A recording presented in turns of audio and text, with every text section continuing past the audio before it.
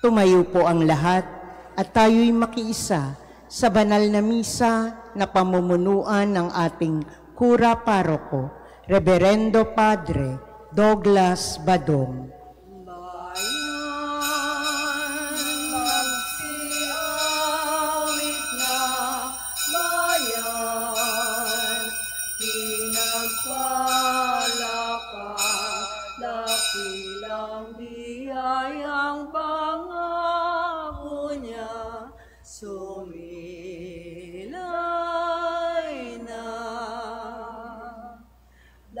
Dakilang biyayang pangako niya, sumilay na. Sa ngalan ng Ama at ng Anak at ng Espiritu Santo. Amen. Ang pagpapala ng ating Panginoong Hesukristo, ang pag-ibig ng Diyos Ama, at ang makikipagkaisa ng Espiritu Santo, naway sumainyong lahat. At sumaiyo rin. Mga kapatid, aminin natin ang ating mga kasalanan upang tayo'y maging marapat gumanap sa banal na pagdiriwang. Inaamin ko sa makapangyarihang Diyos at sa inyo, mga kapatid, na lubha akong nagkasala sa isip, sa salita at sa gawa, at sa aking pagkukulang. Kaya isinasamo ko sa mahal na Birheng Maria, sa lahat ng mga anghel at mga banal, at sa inyo mga kapatid, na ako'y panalangin sa Panginoong ating Diyos.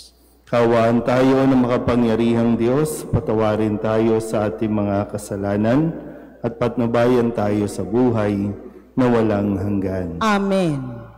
Panginoon, kaawaan mo kami. Panginoon, kaawaan mo kami. Kristo, kaawaan mo kami. Kristo, kaawaan mo kami. Panginoon, kaawaan mo kami. Panginoon, kaawaan mo kami. Manalangin tayo. Ama naming makapangyarihan, gawin mong lagi naming matapat na sundin ang loob mo upang kami wagas na makapaglingkod sa iyo sa pamamagitan ni Jesucristo, kasama ng Espiritu Santo, magpasawalang hanggan. Amen. Pagbasa mula sa sulat ni Apostol San Pablo sa mga taga-Roma. Mga kapatid, alam kong walang mabuting bagay na nananahan sa akin. Ibig kong sabihin, sa aking katawang makalaman. Kayang-kaya ko magnasa ng mabuti, hindi ko lang magawa ng mabuti ang minanasa ko. Sapagkat hindi ko ginagawa ng mabuti ang ibig ko, kundi ang masama kong hindi ko ibig, ang siya kong ginagawa. Kung ginagawa ko ang hindi ko ibig, hindi na ako ang may kagagawa nito, kundi ang kasalanang nananahan sa akin. Ito ang natuklasan ko. Kapag ibig kong gumawa ng mabuti, ang masama ay malapit sa akin. Sa kaibuturan ng aking puso, ako'y nalulugod sa kautusan ng Diyos. Subalit, nararamdaman ko may ibang tuntunin sa mga bahagi ng aking katawan at ito'y salungat sa aking tuntunin sa aking isip. Dahil dito, ako'y naalipin ng makasalanan na nanahan sa mga bahagi ng aking katawan.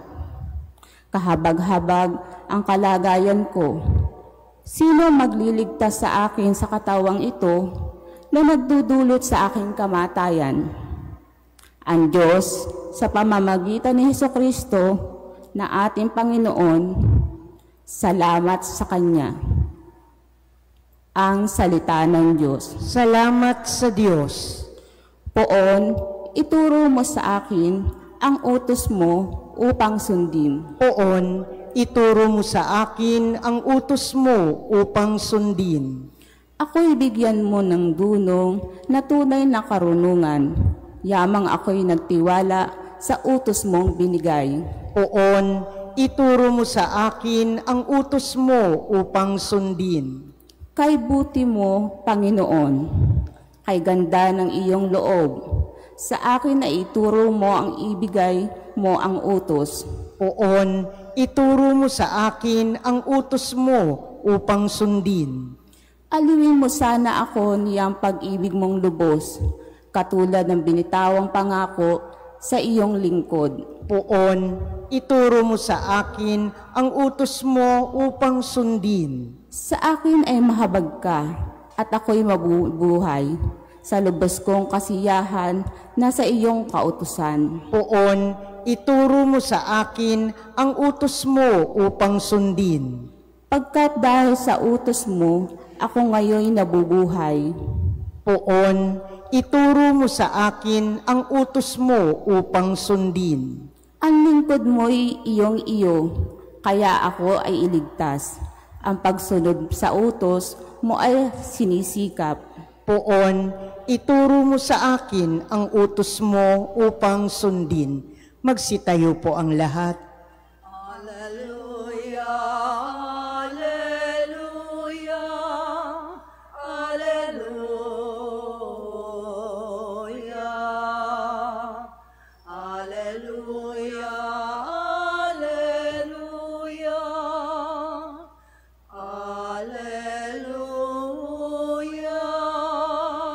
Papuri sa Diyos Ama, pagkat ipinahayag niya, hari siya ng mga aba. Alleluia, alleluia, alleluia, alleluia, alleluia, alleluia.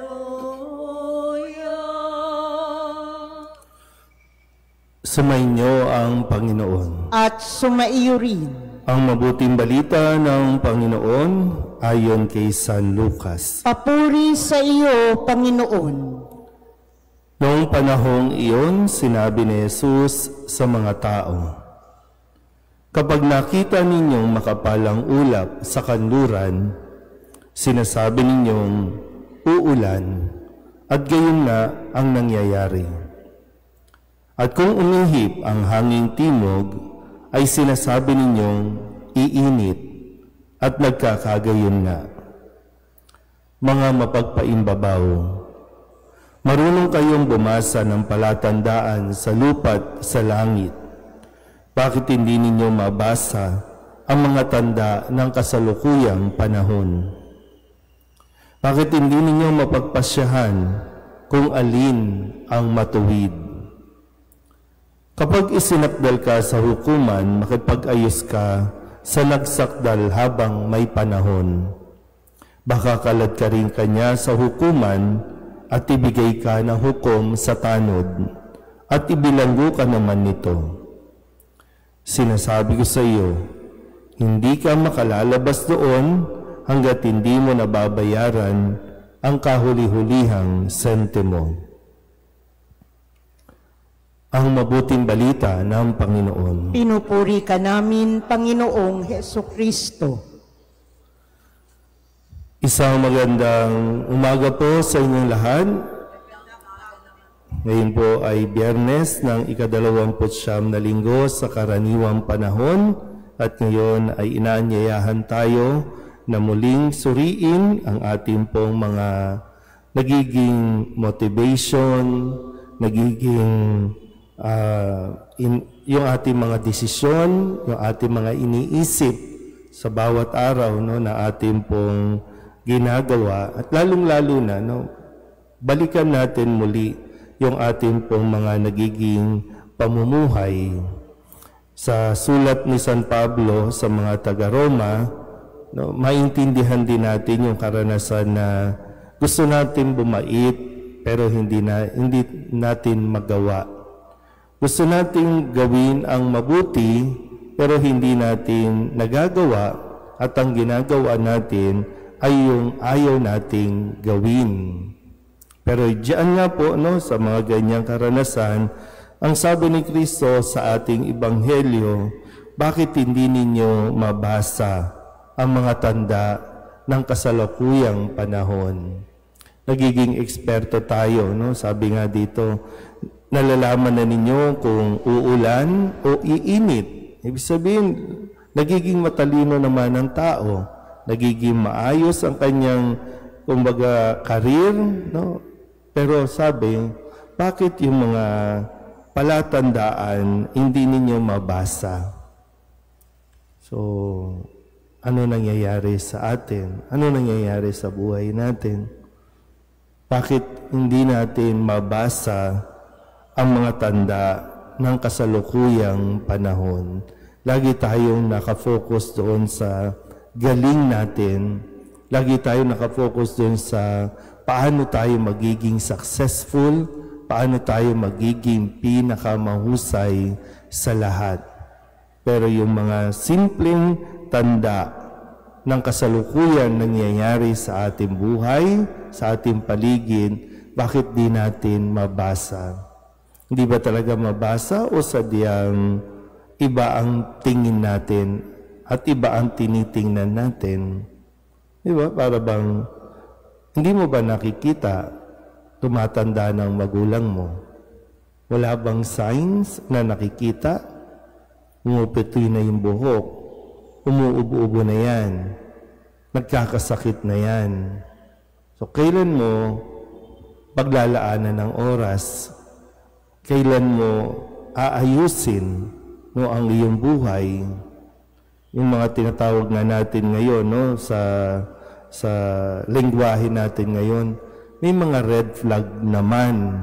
Pero bakit hindi mo yan tiningnan? Nakikita mo naman yung red flag, diba yung tawag doon, no? Yung mga red flag. Ibig sabihin, hindi yan makakabuti, hindi yan maganda, may negative dyan, pero hindi mo pinapansin. Kasi nandun tayo sa pagalingan, pinakamagaling. Kaya ito nangyayari sa atin. Diba? Kung nakikita mo na tumatahimik yung isa, tumatahimik yung anak mo, hindi kumikibo, may mga red flag na. Tapos kapag may ginawa na siya sa kanyang sariling buhay, doon tayo iiyak, doon tayo magsisisi. Pero lahat naman nakita mo na. Kaya hindi mo lang talaga ginawa yung nararapat mong gawin. Kaya muli, no?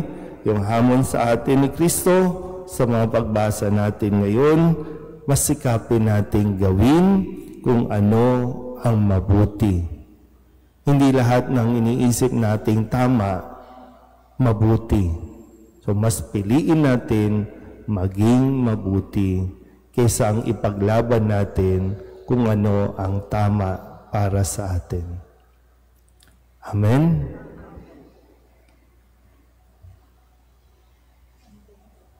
Tatayo na po ang lahat para sa Oratio Imperata. Oratio Imperata para sa katapatan, katotohanan at katarungan. Amang makapangyarihan sa lahat, ikaw ang gumabay sa iyong bayan mula sa pagkaalipin, bilang haligi ng ulap sa araw at haliging apoy sa gabi. Sa panahong ito ng panlilinlang at katuwalian na bumabalot sa aming bayan, ipamalas mo sa amin ang iyong liwanag na nagtataboy sa lahat ng dilim. Inaamin namin, kami rin ay madalas lumakad sa kadiliman. Sa aming pananahimik, pakikibit pabalikat at kawalang pakialam. Hinayaan mo kang lumaganap ang kasinungalingan at umusbong ang katiwalian. Patawarin mo kami, Panginoon, at linisin mo ang aming mga puso sa kasalanan bumubulag at sumisira, sa kasalanan at umaagaw ng pagkain sa mahihirap at pag-asa sa buong bayan. Ipagkaloob mo sa amin ang mga pinunong kawangis ng puso ng iyong anak, mga pastol na handang maglingkod, hindi ang mga lobong sumisilang sa kapangyarihan na iyong banal na espiritu. Bigyan mo kami ng lakas ng loob na itakwil ang kasinungalingan at ibunyag ang pandaraya, igiit ang katarungan at ipagtanggol ang katotohanan. Sa lahat ng aming gawain, pampubliko man o pamsarili, upang ang katapatan ay dumaloy sa aming lupain tulad ng ilog ng katuwiran na rumaragasa na parang malakas na agos. O Diyos ng katarungan at habag, gawin mong ubasan ng kabutihan ang aming bayan, hindi ang laso ng kasakiman, manipulasyon, pagkamakasarili, kundi pagyamanin ang katapatan, malasakit at pag-ibig.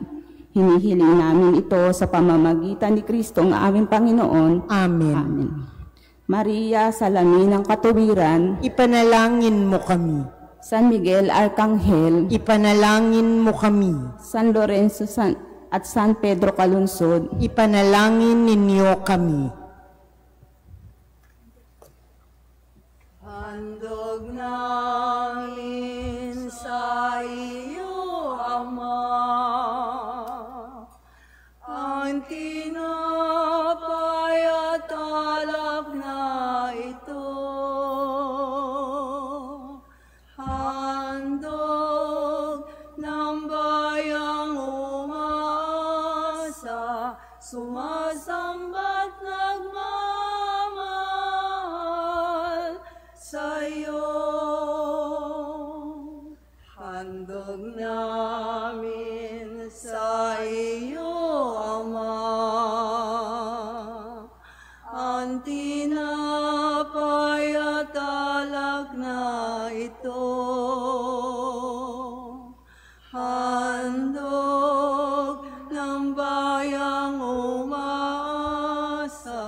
sumasamba't nagmamahal sa'yo. Manalangin kayo mga kabatid upang paghain natin ay kalugdan ng Diyos Amang makapangyarihan. Tanggapin nawa ng Panginoon itong paghahain sa iyong mga kamay, sa kapurihan niya at karangalan, sa ating kapakinabangan at sa buong sambayanan niyang banal. Ama naming lamika, ipagkaloob mong ikaw ay aming kusang mapaglingkuran sa paghahain namin ng mga alay na iyong bigay upang kami dalisayin ng iyong pagmamahal.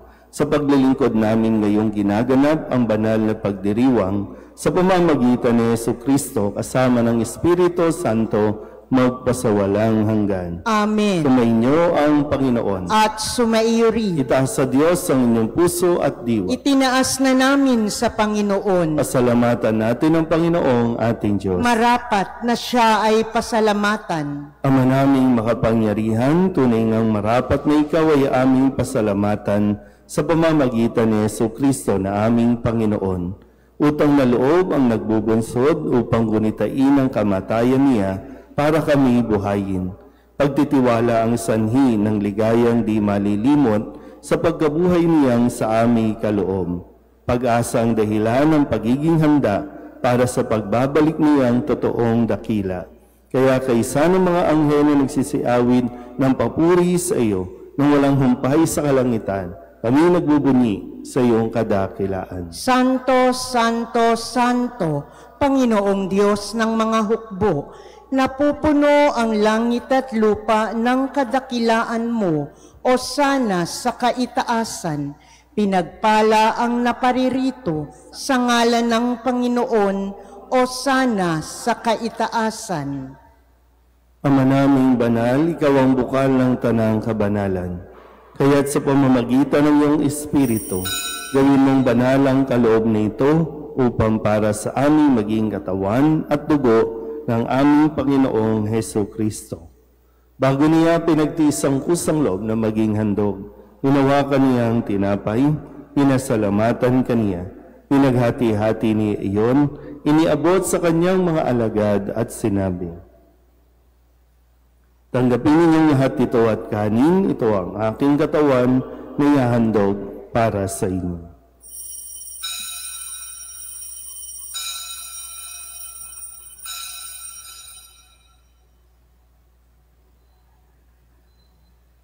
Ngayon din naman nung matapos ang hapunan, hinawakan niya ang kalis, muli kaniyang pinasalamatan, Iniabot niya ang kalis sa kanyang mga alagad at sinabi, "Tanggapin ninyong lahat ito at inumin. Ito ang kalis ng aking dugo, ng bago at walang hanggang tipan. Ang aking dugo na ibubuhos para sa inyo at para sa lahat sa ikapagpapatawad ng mga kasalanan. Gawin ninyo ito sa pag-alaala sa akin."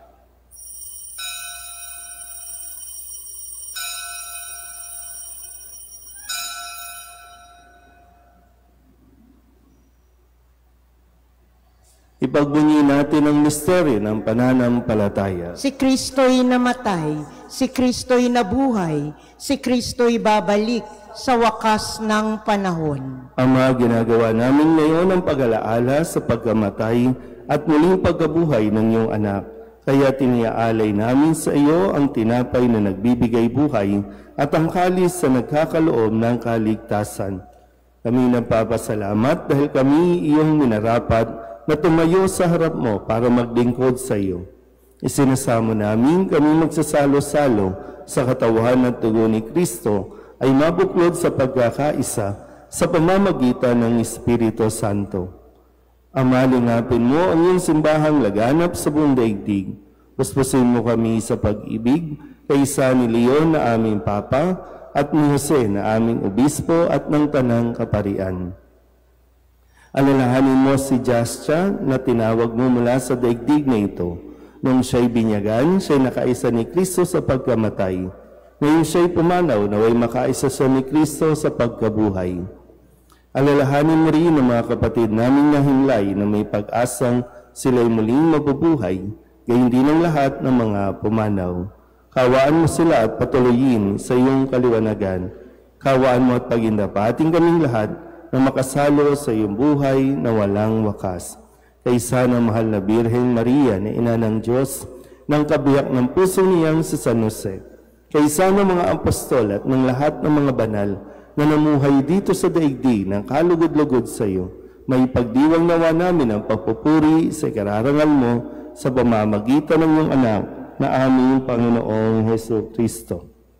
Sa pamamagitan ni Kristo, kasama niya at sa Kanya, ang lahat ng parangal at papuri ay sa iyo, Diyos Amang makapangyarihan, kasama ng Espiritu Santo, magpasawalang hanggan. Amen. Amen.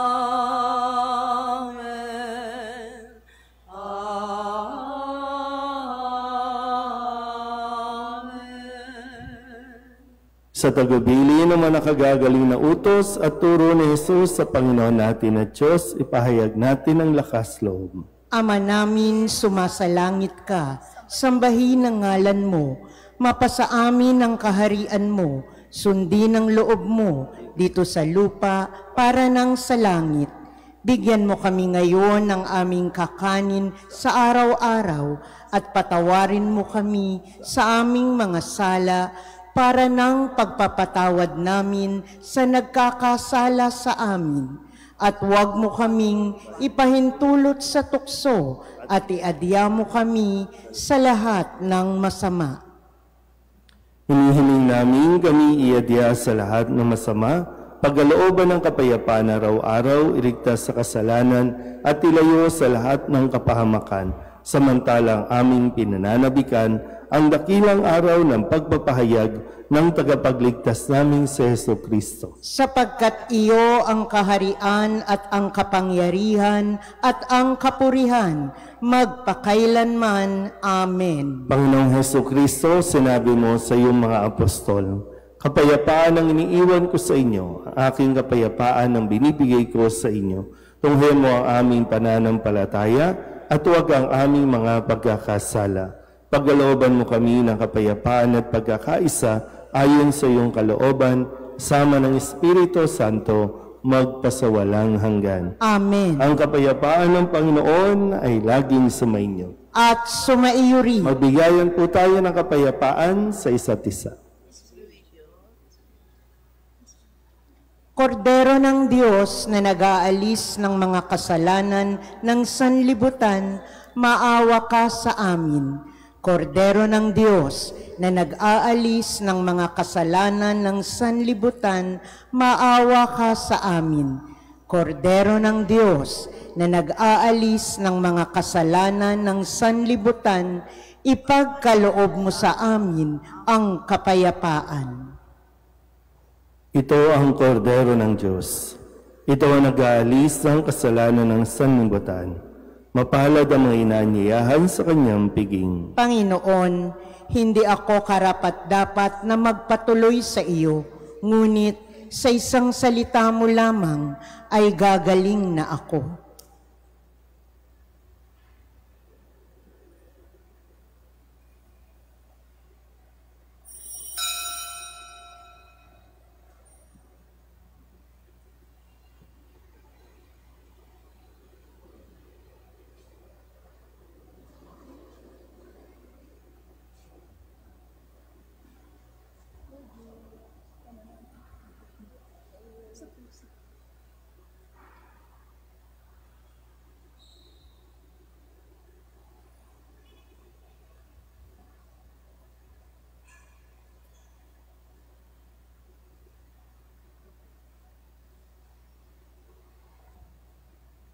Luluhod na po ang lahat para sa panalangin kay San Jose. Abang tagapangalaga ng tagapagligtas, kabiyak na puso ng mahal na Birheng Maria, sa iyo ipinagkatiwala ng Diyos ang kaisa-isa niyang anak. Sa iyo nagtiwala si Maria, sa piling mo si Kristo'y naging tao. Maging ama ka rin sa amin, pinagpalang Jose, at gabayan mo kami sa landas ng buhay. Ihingi mo kami ng biyaya, awa at tapang, at ipagtanggol kami sa lahat ng masama. Amen. Tatayo na po ang lahat. Manalangin tayo. Ama naming mapagmahal, gawin mong sa aming banal na pakikinabang, kami ngayon ay iyong matulungan at mahubog para mamuhay sa kalangitan. Sa pamamagitan ni Jesucristo kasama ng Espiritu Santo, magpasawalang hanggan. Amen. Sumainyo ang Panginoon. At sumaiyo rin. At pagpalain kayo ng makapangyarihang Diyos, Ama at Anak, at Espiritu Santo. Amen. Tapos ang banal na misa, humayo tayo sa kapayapaan ni Kristo. Salamat sa Diyos. Magandang umaga po. Opong San Jose, pintakasing